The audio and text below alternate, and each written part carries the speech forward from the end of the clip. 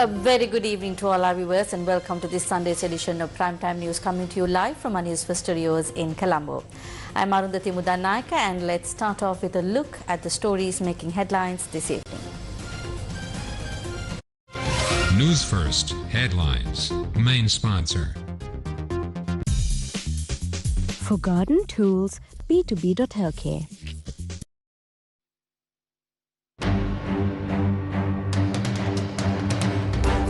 296 kilograms of ice and heroin found aboard fishing vessels seized in the southern seas. 4 suspects arrested for attempting to smuggle drugs worth 210 million rupees. Anti-drug operations will be intensified. A statement from the Deputy Minister of Defence. මොනම හේතුවකටවත් මේ රට ඇතුළට කිසිම මත්ද්‍රව්‍යයක් ගේන්න හැකියාවක් නැහැ. අනිවාර්යෙන් අපි හොයාගෙන එනවා. කරුණාකරලා ඉවත් වෙන්න. Government doctors to resume trade union action tomorrow. සඳුදා දින උදෑසන 8 ඉඳන් අපි ලංකාව පුරා සියලුම රෝහල් වල වෘත්තීය සමිති ක්‍රියාමාර්ග 5කට එළඹෙනවා. 6 police officers arrested over an alleged assault, remanded. Chandrika Bandaranaike Kumaratunga invited to accept leadership of Sri Lanka Freedom Party. පක්ෂයේ සභාපතිකම වුණනම් අපි දෙන්න. එන්න. අපි කිසි ප්‍රශ්නයක් නැහැ. Alex Honnold completes Taipei 101 skyscraper climb without ropes or safety net.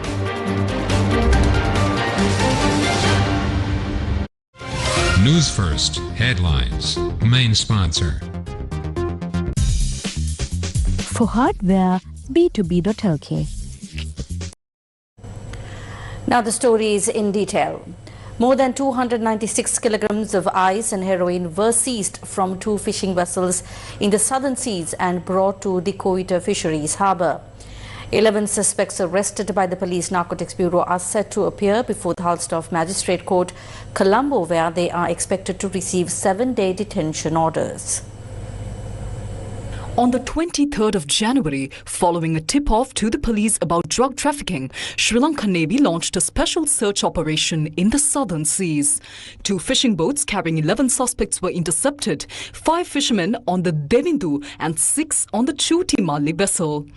The suspects and the vessels were brought to the Koita Fisheries Harbour this morning. The Navy reported that the vessels were carrying 184 kilograms of heroin and more than 112 kilograms of methamphetamine, also known as ice.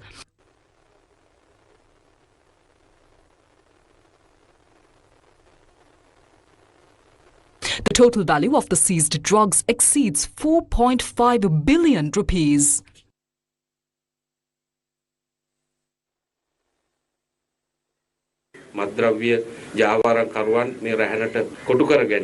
These traffickers are being caught in our net. That is why this joint anti-drug operation is being carried out on a massive scale. Despite minor issues, our efforts have not slowed down. The 3 armed forces, the police, intelligence agencies, including the State Intelligence Service, the Criminal Investigations Department, the Special Task Force and the Coast Guard are all working together in this major operation. Last year alone, in 2025, we seized the largest quantity of drugs ever, about 5,600 kilograms worth over 1,000 million rupees. We have intensified our operations so much that no drug can enter this country. We will find the smugglers, traders and distributors. There is no escape, and to our young people affected by drugs, we urge you to leave this path.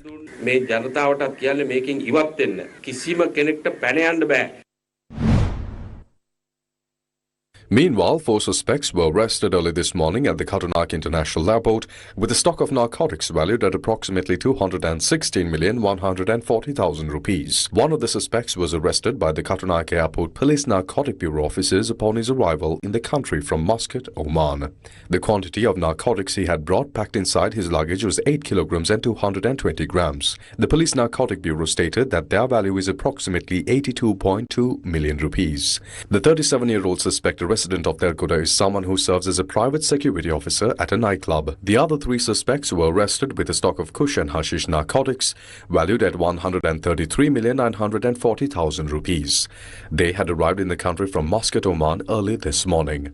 The suspects were arrested while attempting to take the relevant stock of narcotics out of the airport green channel. 10 kilograms, 394 grams of kush and 1 kilogram and 912 grams of hashish were discovered here. The suspects are residents of the Nathandia and Colombo Grand Pass areas. Steps have been taken to detain and interrogate for 3 days an individual named Dinusha Chaturanga, an alleged organized criminal who had been hiding abroad under a red notice. He was brought to the country by air from India last evening. After being taken into custody by the Criminal Investigation Department, the suspect was handed over to the Keselwatta police for further investigations. Dinusha Chaturanga faces allegations related to several homicides as well as robberies and drug trafficking incidents that occurred in the Keselwatta, Dam Street and Blue Mantle areas. 6 officers from the Gammadda Division Crimes Investigation Bureau who were arrested in connection with an incident of assaulting a Catholic priest have been remanded until tomorrow. Officers of the Gammadda Division Crimes Investigation Bureau ordered a motorcycle travelling from Kirindivita towards Udugampola to stop last night. Police stated that the officers chased and intercepted the motorcycle after it allegedly defied orders to stop at that moment. Police further stated that a heated argument had ensued between the 2 parties after the 33-year-old Catholic priest on the motorcycle was taken into custody. The priest is currently receiving treatment at the Negombo Hospital. ගරු මිලාන් පියතුමාට ඊයේ හවස 7ට පමණ නුවර පාරේදී police නිලධාරීන් පිරිසක් පහර දීලා තියෙනවා. මේ වෙනකොටත් මං හිතන්නේ ඒ අයට විරුද්ධව නීතිය ක්‍රියාත්මක වෙලා තියෙනවා. විශේෂයෙන්ම මමත් පොලිස්පතිතුමන්ට දුරකථනයෙන් කතා කළා මේ සම්බන්ධව. එතකොට එතුමාත් කිව්වා මේ වෙනකොටත් ඒ පොලිස් නිලධාරීන්ට විරුද්ධව නීතිමය පියවර අරගෙන තියෙනවායි කියලා.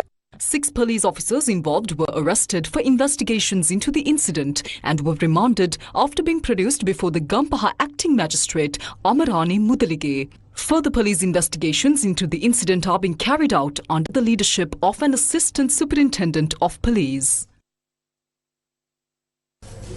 The Government Medical Officers Association, which concluded a 48-hour strike at 8 a.m. today, has decided to resume trade union action starting tomorrow.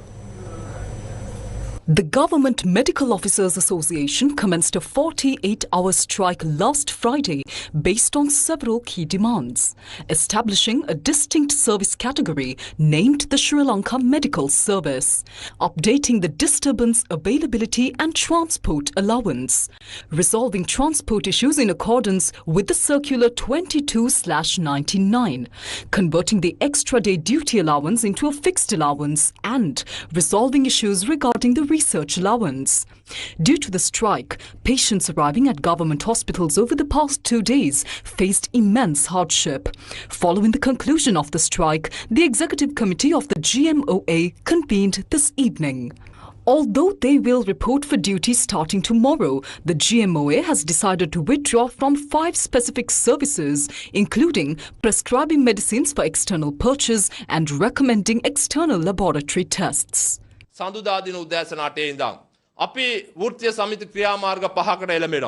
from 8 a.m. on Monday, we will enter into 5 trade union actions.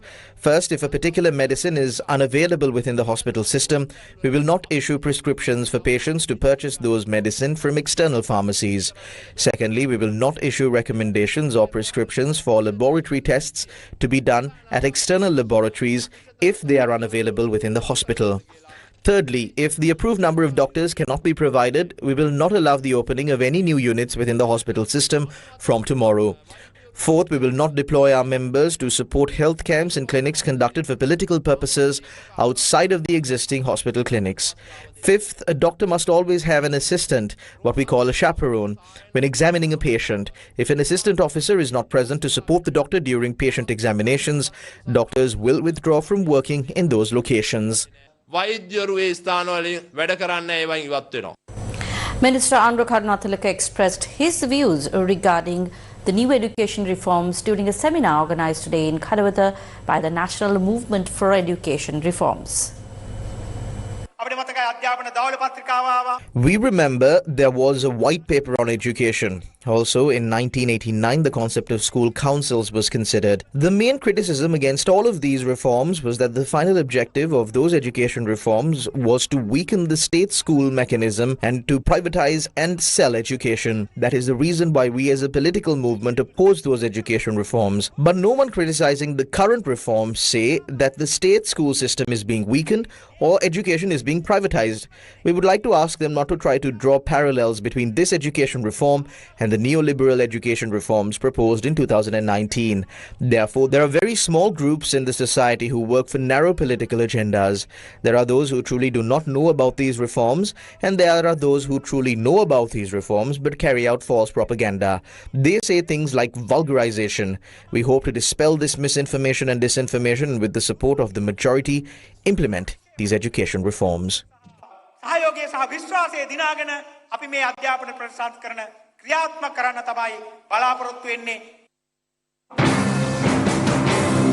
What is the current stance of the main opposition party, the Samagi Janabalawege, regarding the education reforms? This was the protest held today in Hambantota against these education reforms. It was organized by SJB Member of Parliament Dilip Vedarachi and former opposition leader of the Southern Provincial Council S. Tennako Nilame, among others. Prime Minister Harini Amarasuriya must immediately withdraw the proposal regarding same-sex orientation included in the Grade 6 modules. Harini Amarasuriya must withdraw these education reforms immediately. Furthermore, while she may remain as Prime Minister, she must immediately resign from the post of Minister of Education.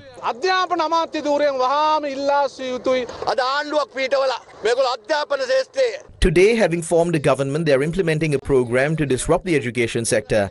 They are trying to change the education field to lure children of this country into their program and to increase their vote base.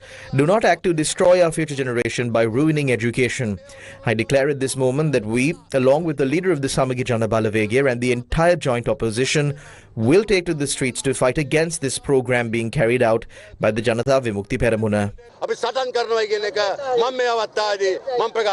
While a group from the SJB made such statements, the leader of the party, opposition leader Sajid Premadasa, stated yesterday that his party has not acted against the education reforms.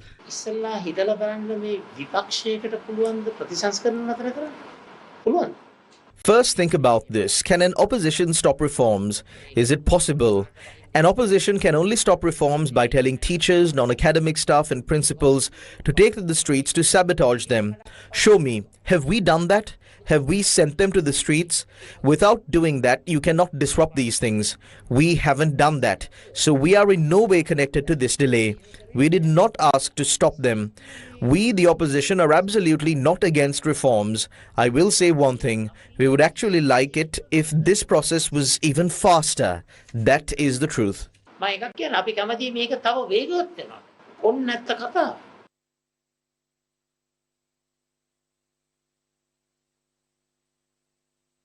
Of the opposition during a program held in Gaul today.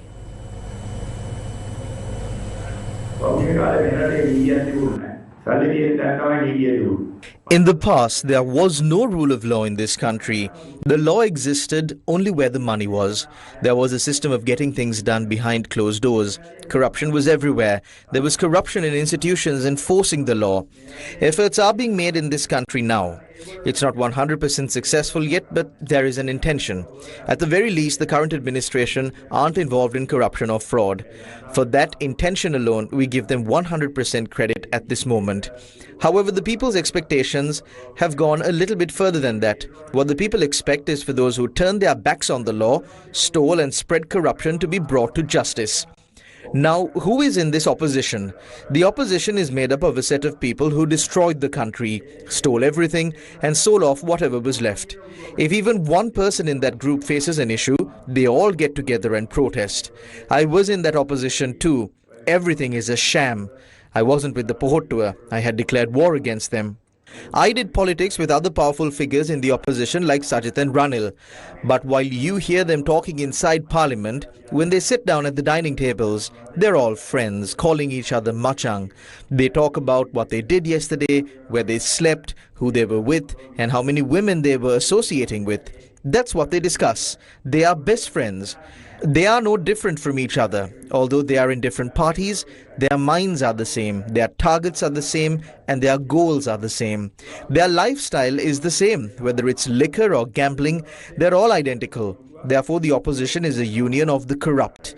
It is a union of those who destroyed and degraded this country for 75 years. Over these 75 years, the country has continuously collapsed. In recent days, we heard jokes that will make you laugh until your ribs hurt. Ranil Wickremesinghe became president and said that the country would be developed by 2048.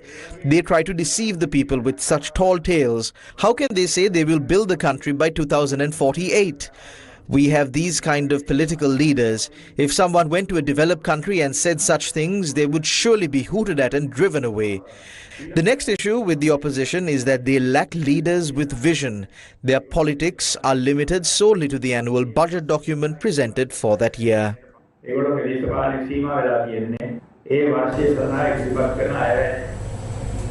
International Finance Corporation, or IFC, a member of the World Bank Group, today announced a high-impact investment program of $166 million aimed at supporting Sri Lankan businesses. The International Finance Corporation, or IFC, has announced an investment of $166 million to support Sri Lankan businesses and accelerate the country's transition from economic stabilization to sustainable growth. This comprehensive country-level financing package aims to expand financial access for small and medium-sized enterprises with a focus on empowering women-owned businesses and the agribusiness sector.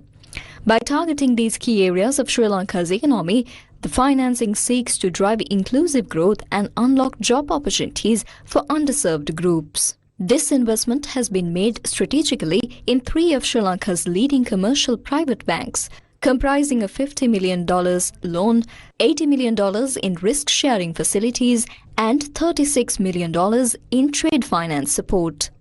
Aligned with both the World Bank Group and key national priorities, this partnership aims to deliver targeted solutions for SMEs, helping businesses overcome challenges and supporting the country's long-term economic resilience.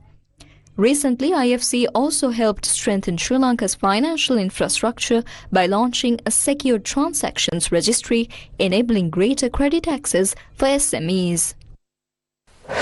News First with the people. Phase 2 of the Gammadda Care and Air initiative to support communities affected by Cyclone Ditwa continued today in Badulla. Gammadda Care and Air launched its first program in Kotmale.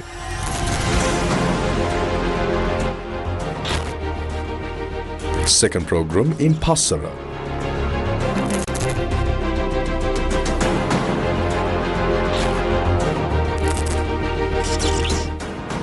The Gammadda Care and Air initiative, backed by the Australian Minderoo Foundation, one of the largest voluntary organizations in the world, started to help rebuild the livelihoods of our fellow Sri Lankans who were in despair following the disaster. Gammadda Care and Air third program was held today in Madosima. The Gammadda Care and Air program was held over 3 days in the Badulla district, concluded its second day today at Madosima Tamil Mahavidyalaya.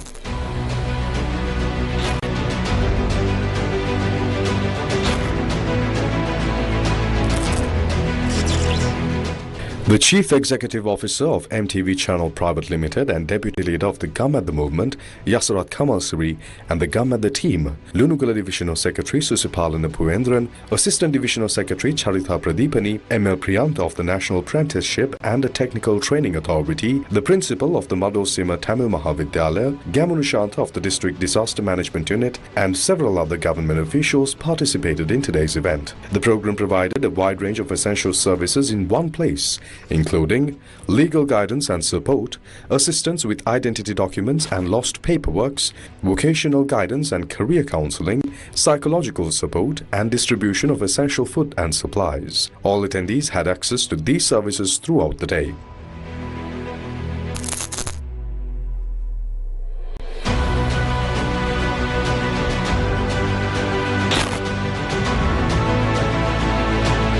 Dunugala Divisional Secretary shared his thoughts on the Care and Dare program held at Madosima Tamil Mahavidyalaya. පසුගාලයේදී අපිට කම්බ වුණු මේ ආපදා තත්ත්වය නිසා බදුල්ල දිස්ත්‍රික්කයේම උණුගල්ල ප්‍රාසිලේකම් කොට්ටාසිය ගොඩක් ආපදාවට මුහුණ දුන්නා 5000 family වඩා මේ ආපදාවට ලක් වෙලා තියෙනවා. ඒ නිසා ඒ අපි ආපදාවට ලක් වෙච්ච මහ ජනතාවට අපේ රාජ්‍ය කරහා කරන්න වැඩට ඉස්සෙල්ලා අමතරව මේ වගේ ගම්මැද්ද ප්‍රෝග්‍රෑම් කරහා අපි කරන උදව්වක් ලොකු උදව්වක් ඒකට මෙතිකත් වූ අපි ගම්මැද්ද කණ්ඩායමකට මම ස්තුතිය පුද කරනවා. A health services zone was carried out with the assistance of the Ministry of Health and the Sri Lanka Air Force. Another zone was dedicated to distributing nutrition packs to expecting mothers and small children.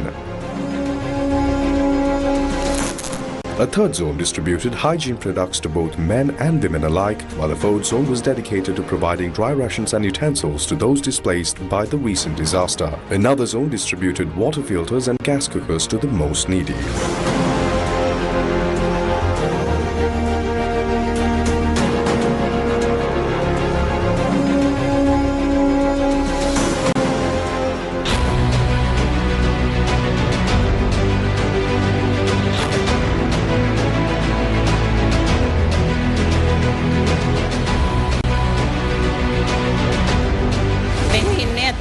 තිට්ටා police සොලකුණාටුවෙන් සෑහෙන්න අසරණ පත් වෙච්ච මිනිස්සු. ඒ කියන්නේ ඒගොල්ලන්ගේ ගෙවල් දොරවල් ගිහිල්ලා ඒගොල්ලන්ගේ ડોකියුමන්ට්ස් ඔක්කොම නැති වෙලා සෑහෙන්න මේ ක්ලිනික් පොත් පවා නැති වෙච්ච මිනිස්සු ඉන්නේ. ඒ අවස්ථාවේ ගම්මැද්ද වැඩසටහන හරින් මේ කරන දේ අපි සෑහෙන්න අගය කරනවා.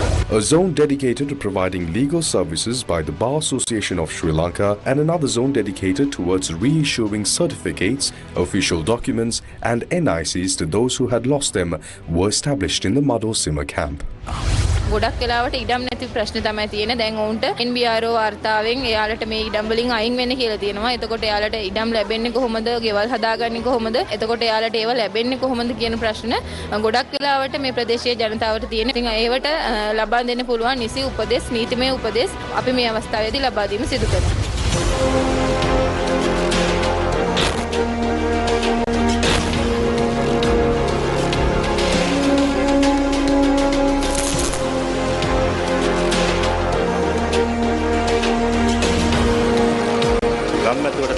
ස්ථානට පැමිණලා ඔවුන්ගේ සේවා අවශ්‍යතා 10කට ආසන්න ප්‍රමාණයක් මේ සිදු කරනවා. විශේෂයෙන්ම ශ්‍රී ලංකා පොලිසිය වෙනුවෙන් අපිත් මෙහි ජංගම සේවයක් පවත්වනවා. ඔවුන්ගේ පැමිණිලි විභාග කිරීම, පැමිණිලි පිටපත් නිකුත් කිරීම වගේ විශාල කාර්යයක් අපි ඒ ශ්‍රේණියෙන් ලබා දෙන්න අපි ශ්‍රී ලංකා පොලිසිය මැදිහත් වෙලා සිටිනවා. The National Apprentice and Industrial Training Authority, or NITA, also joined hands with the Gammadda Care and Dare initiative to provide vocational training to those who are trying to rebuild their livelihoods following the disaster. මුගක් අයගේ පොඩි සොයන් රැකියා මේ පුංචි ව්‍යාපාර දැන් කඩාගෙන වැටලා කරගෙන යන්න විදිහක් නැහැ. අපි NITA ආයතනයේ විදිහට අපි බලාපොරොත්තු වෙනවා ඔවුන්ට දින 3ක විතර ව්‍යාපාරික පුහුණුවක් සහ ඒ අදාළ කුසලතාවය ලබා දීලා ඔවුන්ට අවශ්‍ය උපකරණ ටික වෙනත් අනුග්‍රහකෙක් ලවා අපිට ලබා දෙන්න. මොකද ඒ තුලින් ඔවුන්ට ඒ පුංචි ව්‍යාපාරය නැවත ගොඩනගාගෙන ඔවුන්ගේ ජීවිකාව කරගෙන යන්න පුළුවන්. The principal of Madosima Tamil Mahavidyalaya shared his thoughts on the Care and Dare program. දිට්වා සිලිකුණාට හේතුවෙන් මඩොල්සිම ප්‍රදේශ සම්පූර්ණ විනාශ වුණා. මෙවැනි අවතන් වෙච්ච ජනතාවට මේ ගම්මැද්ද වැඩසටහන විශේෂයෙන්ම මඩොල්සිම ප්‍රදේශයට ගෙනාපගෙන මම ඉතා සතුටු වෙනවා. අන්ත අසරණ දුප්පත් මිනිස්සුන්ට මේ ප්‍රදේශ සාහන සේවා කීපයක් මෙතන පැවැත්වෙනවා. ඒ නිසා ගම්මැද්ද කණ්ඩායමට තුළු සියලු දෙනාට විදුහල්පති වශයෙන් මගේ ස්තුති පුද කරනවා. In the face of hardship, we must stay strong and hopeful. The Gammadda Care and Dare program will continue tomorrow at Dirumpula Purana Raja Mahaviharya in Gammadda, serving the local community. ගම්මැද්ද වැඩසටහන ගොඩාක් අපිට උදව් කරලා තියෙනවා සෑහෙන්න. ගොඩාක් පින් සිද්ධ වෙනවා ගම්මැද්ද වැඩසටහනට. මේ වගේ වැඩසටහනක් කරනක මේ මිනිස්සුන්ට ලොකුම භාග්‍යයක්. අපි ගොඩක් අසරණ වෙලා හිටියේ. මේ විදිහේ උදව්වක් කරන එක අපි සෑහෙන්න සතුටු වෙනවා. මේ වෙලාවේ මිනිස්සු අසරණ වෙලා ඉන්නේ ගොඩාක්. ඒ හින්දා මේ වෙලාවේ මේ දෙන උපකාරය ගොඩාක්ම වටිනවා. CEO of MTV Channel Private Limited and Gammadda Deputy Leader Yasrat Kamal Siri shared his thoughts on the initiative. In times of crisis, Sirasa Shakti Sahana Yatra has always acted without delay. We have brought relief, delivered food and provided essential supplies to your communities. You know who we are and you know our commitment. But this time we realized that emergency aid alone is not enough. We needed to go further. We needed a program that delivers not just materials but real services, real support and real solutions on a wider scale. That is why today Gammadda Care and Dare has come to your area. We are not stopping here. Our next mission is rebuilding. In the coming months, we will launch Gammadda Care and Dare Rebuild program, through which we will return to your communities to support your long-term recovery and development. So remember this day.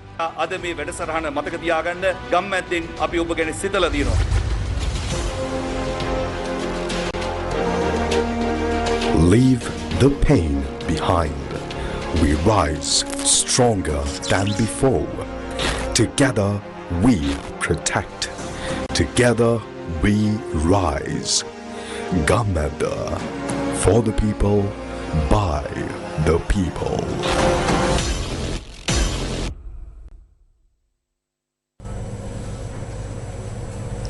Taking a look at another one of our headline-making stories, the national organizer of the Sri Lanka Freedom Party, Member of Parliament Chamara Sampathisanaka, says that they are prepared to offer the post of party chairperson to former President Chandrika Bandaranayake if necessary. A program to felicitate the senior members who dedicated themselves to the Sri Lanka Freedom Party was held today in Nitambua with the participation of party chairman Nima Siripaladi Silva and others. The party's national organizer Chamara Sampath Dasanayake, Vice President Dr. Vijayadasa Rajapaksa and several others were also present at the occasion.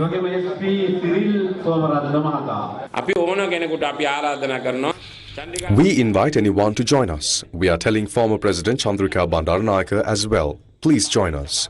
We even went to her home to invite her. If she wants the party chairmanship, we will give it. Come join us. We have no issue with that. We did not abandon the Sri Lanka Freedom Party. We carried it forward. This party can be rebuilt. We are ready to work for it even at the cost of our lives. If someone is there who wants to bring the presidency or leadership back to Gampaha, tell them to come. We have no problem with that. We are happy to travel around Sri Lanka and build this up for anyone who is willing. There is no issue at all. This is the party founded by SWRD Bandaranayake. People of Gampaha, do not let this party dissolve. The second phase of the LOLC Divisavya You, Me, Our Nation social welfare program continued for its 22nd consecutive day today. The activities were carried out focusing on the Kandy and Badulla districts.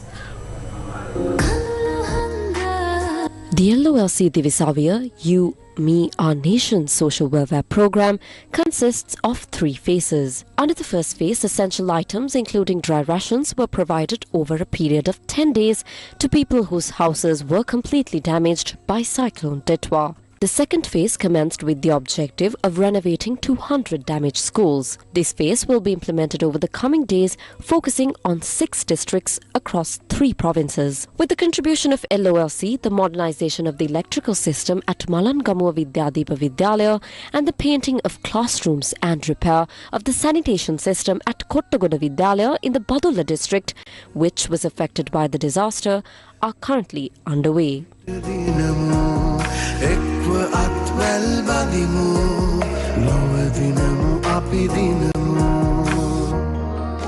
Similarly, the renovation of buildings at Mavatupala Muslim College in Katugastota in the Kandy district and the repair of the protective wall and access road at Dolapilla Mahavidyalaya in Pujapitiya are also taking place these days. The LOLC Divisavya social welfare program is dedicated solely to the people of Sri Lanka. President's Counsel Justice Yasantha Kodagada of the Supreme Court said the government is considering making the Attorney General's department independent and is working on a framework for an independent Directorate of Public Prosecutions. He made these remarks at the 3rd Jaffna International Law Conference, which concluded today in Jaffna. The 3rd Jaffna International Law Conference, organized by the Department of Law, University of Jaffna, concluded today at the WHO Auditorium of the Faculty of Medicine in University of Jaffna, marking the end of 2 days of high-level legal discussions and academic exchange. Participants engaged in keynote presentations, panel discussions and interactive sessions addressing evolving legal frameworks and global challenges. Law enforcement, prosecutorial authorities, judges, non-judicial court staff, and managers of penal and correctional institutions. We must look at independence, integrity, and competence. There are issues that must necessarily be addressed. The current government appears to be interested in making the primary prosecutorial agency, and that is the Office of the Attorney General, independent, and there is a committee looking into a possible framework for the establishment of an independent directorate for public prosecutions. In fact, I happen to be chairing that committee, and we are looking at possible multiple solutions before our initial zero draft is published, so that stakeholders and interest groups can comment. But I must right away say, making the Office of the Chief Prosecutor, and that being the Attorney General, independent by itself is insufficient unless it is backed up by making investigative agencies independent as well. If the investigative agencies are not independent, however much the prosecutorial authority may want to make his work independent, it will not yield to the delivery of successful results, because it is key that the spade work is done independently, so that decisions on the launching of prosecutions and the conduct of the prosecution occurs in an independent way. The program also offered valuable networking opportunities for young legal professionals and law students. The conference concluded with calls for continued collaboration among legal scholars and practitioners to strengthen rule of law principles both domestically and internationally.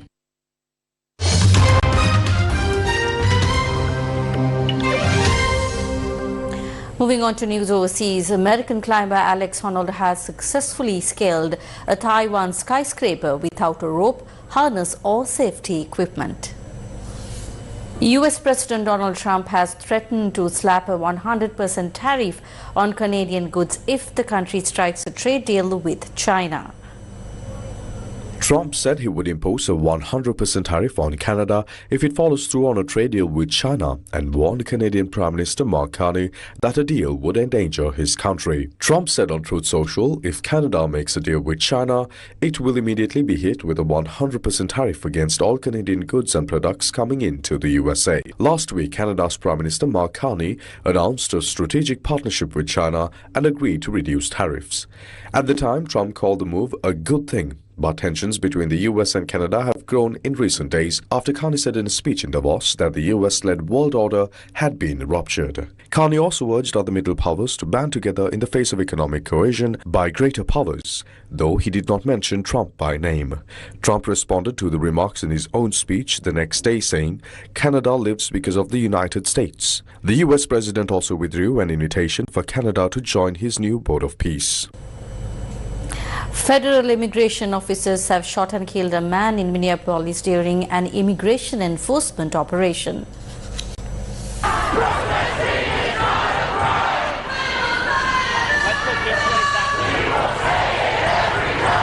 Large protests spread across US cities including Minneapolis, New York, San Francisco, Boston and Providence, Rhode Island, after 37-year-old Alex Pretty, a registered nurse living in Minneapolis, was shot dead during an enforcement operation, escalating tensions already following another fatal shooting earlier this month.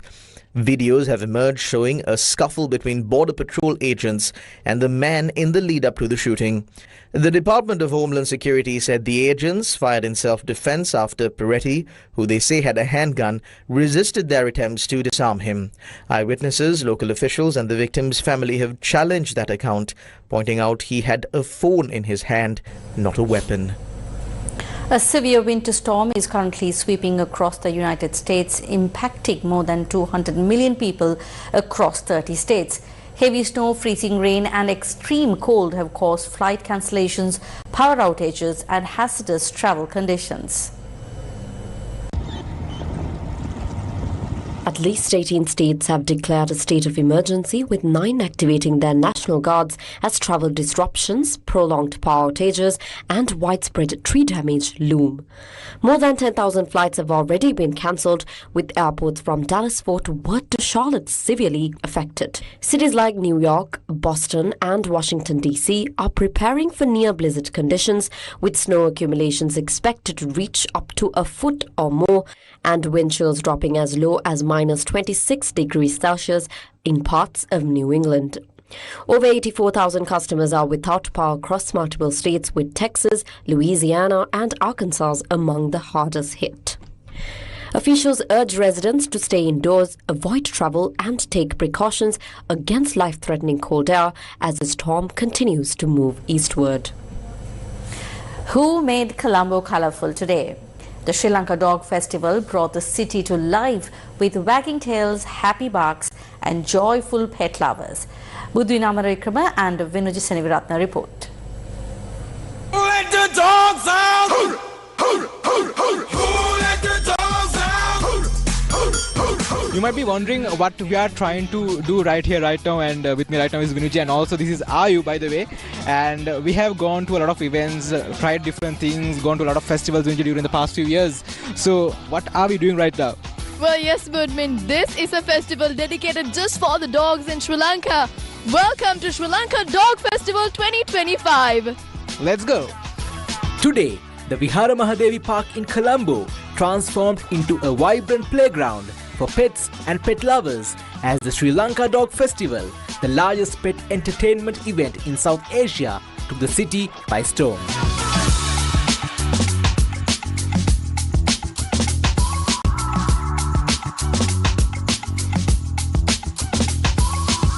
From early morning, the park was alive with excited barks, wagging tails, and joyful pet owners ready for a day of fun, fashion, and adventure. The Sri Lanka Dog Festival featured a spectacular dog fashion show, thrilling games, a photo booth, expert training sessions, and a variety of activities designed for both pets and pet lovers across Sri Lanka. But the festival was more than just an event. It was a celebration of the special bond between humans and their pets. From playful puppies to senior dogs, every four-legged guest brought happiness and energy to the park. Sirasa TV was the official media partner of the event. And with that, we wrap up tonight's edition of Primetime News. Thank you very much for joining us. Good night.